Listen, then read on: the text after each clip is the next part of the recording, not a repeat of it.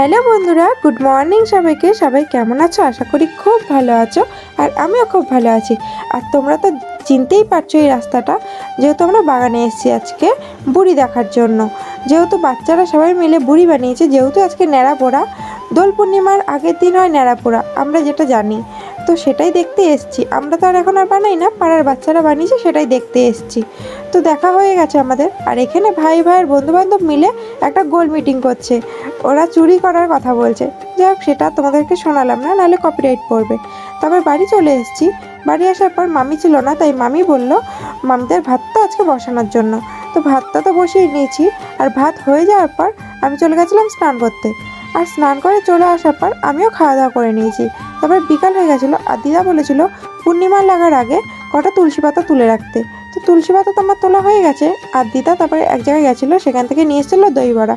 খেতে আমার একদমই ভালো লাগেনি, জানি না তোমাদের কেমন কি লাগে, আর কারা কারা দই বড়া খেয়েছো আর কাদের কেমন লাগে অবশ্যই জানিও। আর পূর্ণিমার চাঁদটা দেখো কত সুন্দর উঠেছে। ভিডিওটা এতটুকুই।